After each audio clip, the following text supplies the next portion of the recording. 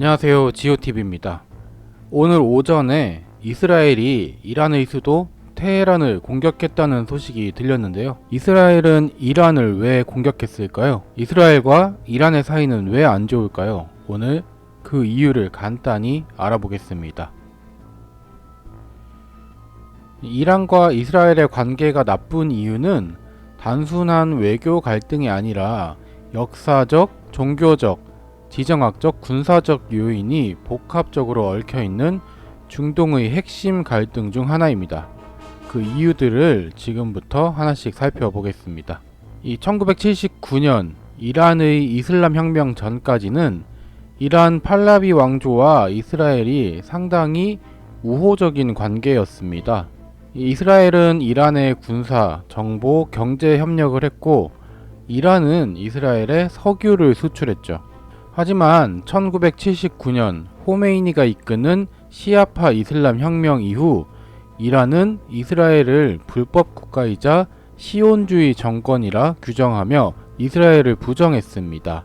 그 이후 이란은 팔레스타인 해방을 외치며 가자 지구의 하마스, 레바논의 헤즈볼라와 같은 반이스라엘 무장단체를 적극 지원하게 됩니다. 여기에 이란이 핵무기 개발 의혹을 받자 이스라엘은 이를 국가 생존의 위협으로 간주하고 강하게 반대해 왔습니다. 이스라엘은 이란 핵시설에 대한 사이버 공격과 과학자 암살, 드론 공격 등으로 대응하면서 사실상 비공식 전쟁 상태에 가까운 상황을 이어가고 있었습니다. 또 이란은 중동 전역에 시아파 네트워크를 통해 영향력을 확장하려는 전략을 펴고 있거든요. 이에 대해 이스라엘은 이것을 안보 위협으로 간주하면서 시리아 내전 등에서 이란의 영향력을 군사적으로 차단하려고 하고 있습니다. 그리고 2023년에서 2024년 사이 하마스가 이스라엘을 공격한 이후 이란은 하마스를 간접적으로 지지하고 이스라엘을 공격하는 저강도 전쟁을 예멘의 후티 반군이나 레바논의 헤즈볼라를 통해서 진행을 하고 있었습니다. 이스라엘은 이에 대해서 이란이 배후라는 강한 의심을 제기하고 있었죠. 그런데 이 이스라엘과 이란의 테헤란 사이를 보면은 중간에 이렇게 요르단과 이라크가 있거든요. 그런데 이스라엘은 어떻게 이 이란을 공격할 수 있었을까요?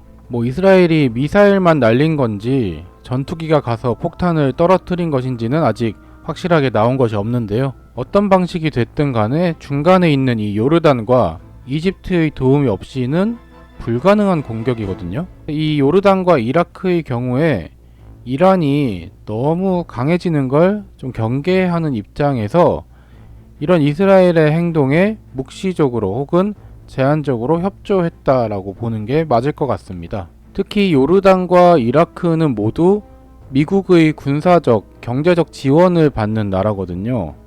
미국이 이 이란의 영향력을 견제하기 위해 중동 내의 동맹국들에게 이스라엘의 전략적 움직임을 묵인하라고 했거나 또 협조하라는 협박을 넣었을 수도 있습니다. 특히 이 이라크는 미국 군대가 일부 주둔 중이고 또 요르단에는 미국의 공군 기지가 있어서 이 미국 동의 없이는 완전한 영공 통제는 어렵거든요. 그래서 이들 나라가 공식적으로 영공을 열었다라고 이렇게 발표하지는 않지만은 일정한 시간, 일정한 구역 내에서 비행을 허용하거나 좀 감시를 느슨하게 하는 방식으로 이스라엘이 작전을 할 수 있게 길을 터주었을 가능성이 높다는 겁니다. 2024년 4월에도 이스라엘이 이란에 보복 공격을 했을 때 요르단과 이라크를 거쳐서 드론과 전투기가 날아갔다는 그런 추정이 있는데요. 이때 요르단이 일부 드론을 요격하긴 했지만 결국에 이스라엘과 협조했다는 그런 분석이 많이 나왔었거든요. 그래서 이 요르단과 이라크는 이란과의 전면적 갈등은 원하지 않지만은 어떤 이란 세력의 확장을 경계하고 있는 것은 분명한 것 같습니다. 그래서 이스라엘이 이란을 견제하는데 이렇게 간접적으로 협조하면서도 공식적으로는 중립적인 입장을 취하려고 하는 거죠.